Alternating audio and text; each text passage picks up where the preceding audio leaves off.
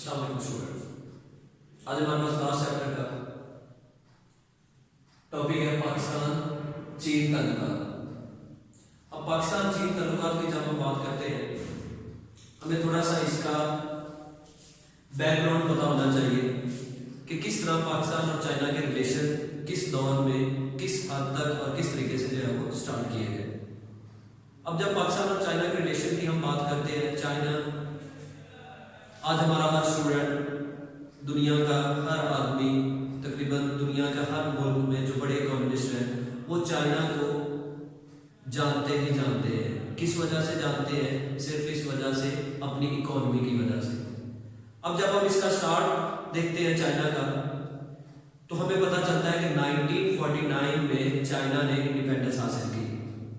अब जब 1949 में चाइना ने इंडिपेंडेंस हासिल की तो उसके बाद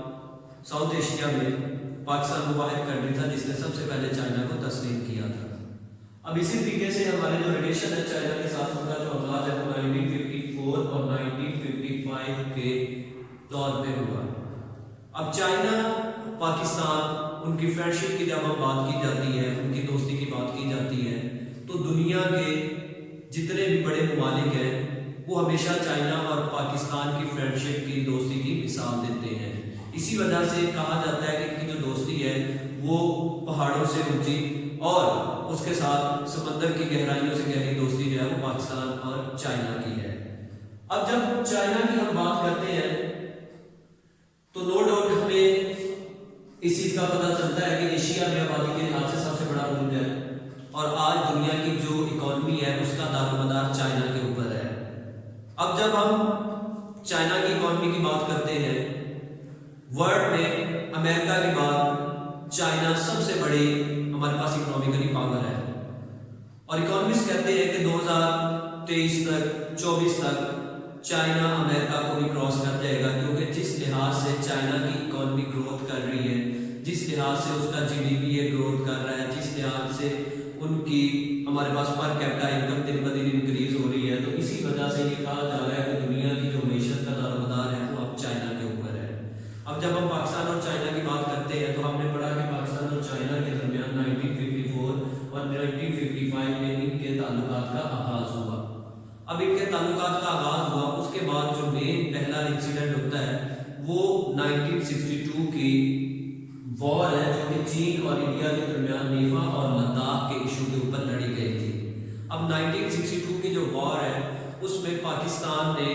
पहले इंडिया को किसी न किसी तरीके से ऑफर की कि हम आपके साथ मिलकर चाइना के साथ आपका ये जो कॉन्फ्लिक्ट है उसको सॉल्व करने की कोशिश करते हैं, लेकिन इंडिया ने इस चीज़ को किसी भी सूरत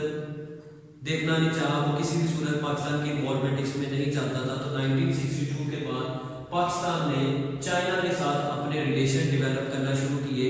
और उसके फौरन बाद जब 1965 में पाकिस्तान की वॉर इंडिया के साथ होती है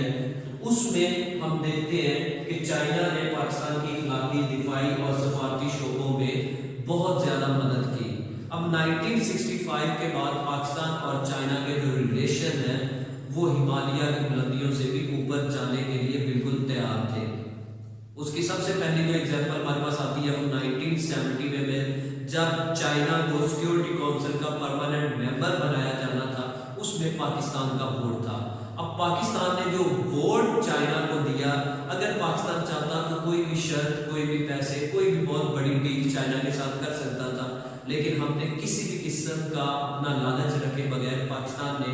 चाइना को सिक्योरिटी काउंसिल का परमानेंट मेंबर बनाने में अपना किरदार अदा किया। उससे पहले इसी तरीके से हमारे पास अगर बात की जाए पाकिस्तान और चाइना की तो इनके दरमियान हमारे पास शारदा रेशम जो कि 900 किलोमीटर हमारे पास एक हाईवे है, ये चाइना और पाकिस्तान की दोस्ती की अलामत है। इसका आगाज हुआ, ये हमारे पास एक ऐसा रोड है जिसको दुनिया का 8वां अजूबा भी कहा जाता है। ये चाइना और पाकिस्तान के इंजीनियर्स, चाइना और पाकिस्तान के लोगों की एक बहुत बड़ी अचीवमेंट थी जो कि पाकिस्तान और चाइना को बाय रोड एक दूसरे के साथ अटैच कर दिया गया। तो इस हवाले से शायद रिलेशन जो है वो पाकिस्तान और चाइना के रिलेशन में एक बहुत इसने कलीदी किरदार अदा किया और ये वो टाइम था जब पाकिस्तान और चाइना के रिलेशन, जैसे मैंने आपको बताया कि वो हिमालय की बुलंदियों को छूने को तैयार थे, तो वो शारजा एडिशन की कंप्लीशन के बाद और उससे पहले 1970 वाले इरा में हमारे पास जब हमने सिक्योरिटी काउंसिल का परमानेंट मेंबर बनाने के लिए चाइना को वोट किया तो दोनों कंट्रीज के रिलेशन जो है वो दुनिया के बेहतरीन रिलेशन में से एक आज बन चुके हैं। इसी वजह से एक बार अमेरिका और चाइना की डेलीगेशन की मुलाकात थी तो वहां पे अमेरिका ने चाइना को ये कहा कि आप पाकिस्तान को बहुत ज्यादा सपोर्ट करते हैं, जिसकी वजह से चाइना ने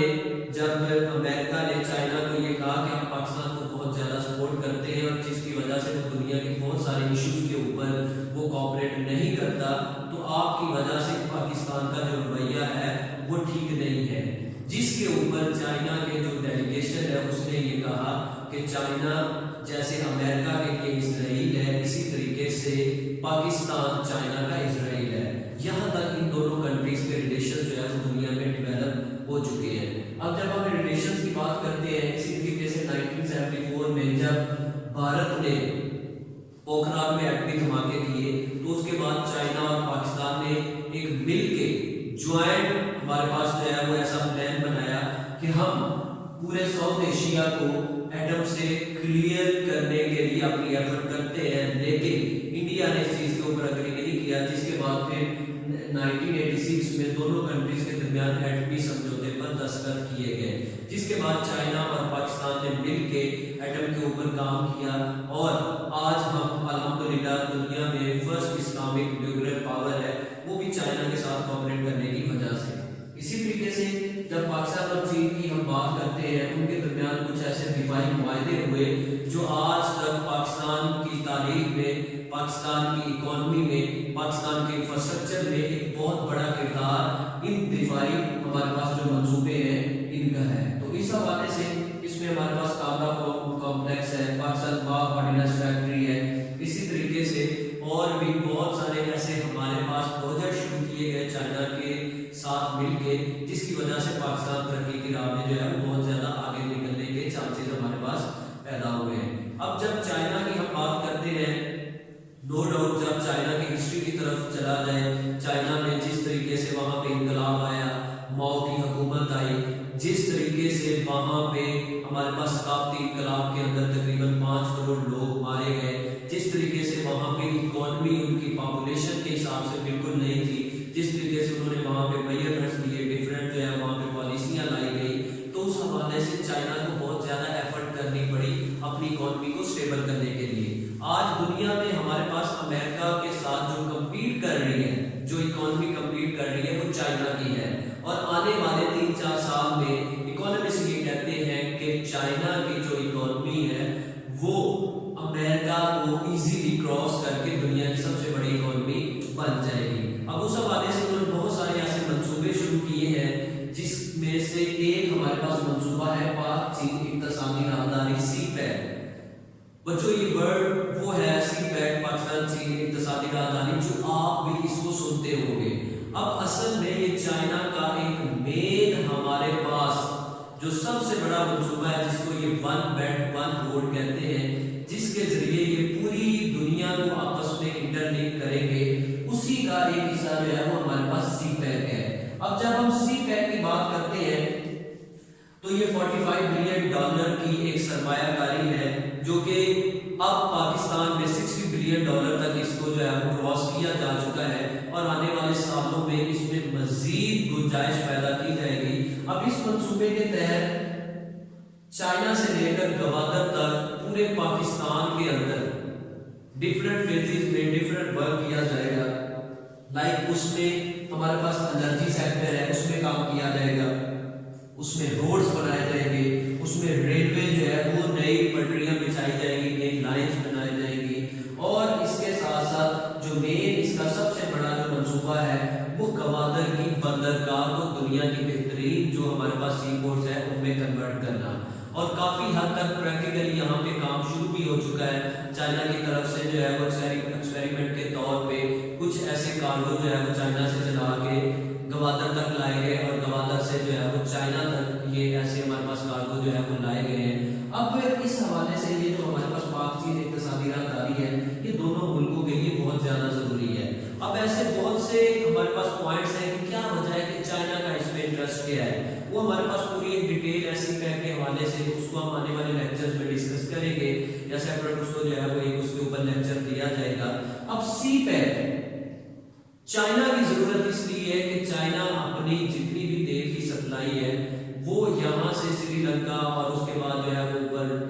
कोरिया है, वियतनाम है, जापान है, जनूबी कोरिया है, इनको गुजर के वहां से उसको अपने मुल्क में लेके जाया जाता है। अब इन्हीं ये जो कंट्रीज हैं इनके अंदर अमेरिका ने अपने बहुत सारी जगहों पे नियर अबाउट 6 to 7 8 ऐसी जगह है जहां पे उन्होंने डिफेंसिवली अपने बहरी अड्डे वहां पे बनाए हुए हैं, जो कि चाइना की सप्लाई को कभी भी अगर जंग होती है तो उसको हिट कर सकते हैं। उसके बाद यहाँ पे जो है वो अगर चाइना जिधर से भी अपनी तेल की सप्लाई लेके जाता है, ये यहाँ से हजारों किलोमीटर बनते हैं, तो इस हवाले से चाइना को एक ऐसा सेफ रास्ता चाहिए ताकि जिससे उनकी जो ऑयल की सप्लाई है वो कभी भी किसी भी सूरत उसको नुकसान ना पहुंचाया जाए। तो फिर डायरेक्ट ये गवादर की बंदरगाह पाकिस्तान से होते हुए चाइना में जो है वो चीजें वहां पे लेके जाई जाएगी। अब चाइना की जब हम मैप देखें तो चाइना का जो हमारे पास नॉर्दर्न एरियाज है, उसके अलावा हमारे पास जो उनका ईस्टर्न एरिया है वहां पे ज्यादा बड़े जो उनके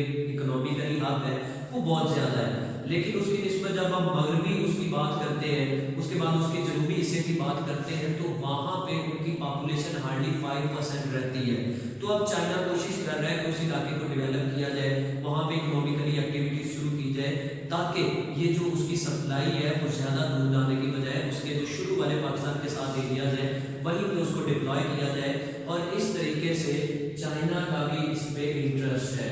दूसरा उसके साथ क्योंकि वो पूरी दुनिया में अपनी सप्लाई देना चाहती है, अपने प्रोडक्शन की सप्लाई देना चाहते हैं, पूरी दुनिया में अपनी चीजें बेचना चाहते हैं, तो वन बेल्ट वन रोड के थ्रू वो सीपैक को अटैच करेंगे, और इसी तरीके से इसके दो और फेजेज हैं जो कि दुनिया के डिफरेंट ममालिक में है, उनसे ये पूरी दुनिया को आपस में मिलाना चाहता है। इसी तरीके से इसने अपना जो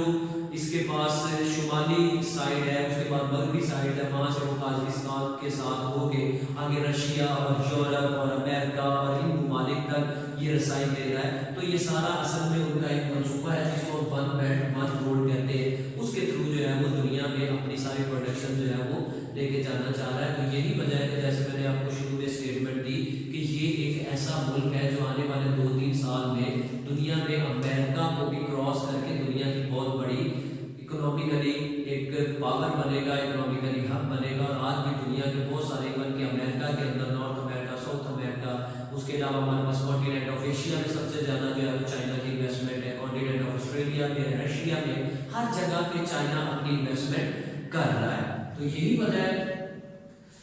कि पाकिस्तान और चाइना ने अमन और जंग को हमेशा दोनों मुल्कों का साथ दिया है, आपस में दिया है। कि लाइक जब हम बात करेंगे वियतनाम के इशू के ऊपर, जब वियतनाम की जंग हुई उसमें पाकिस्तान ने चाइना की जो बात है उसको फॉलो किया। इसी तरीके से चाइना कश्मीर के ऊपर पाकिस्तान को जो है वो उसको कम बैक करता है। इसी तरीके से जब अगर हम बात करें कि तिब्बत के ऊपर जो कि इंडिया के साथ चाइना का इशू है, उसमें पाकिस्तान जो है वो चाइना की हिमायत करता है, हांगकांग के ऊपर चाइना की हिमायत करता है। और इसी तरीके से 1972 में, उससे पहले 1970 में पाकिस्तान की मदद से ही चाइना और अमेरिका को आपस में क्लोज लेके आए गए, उनकी खुफिया मुलाकातें करवाई गई, और बाद में सरकारी सतह पर 1972 में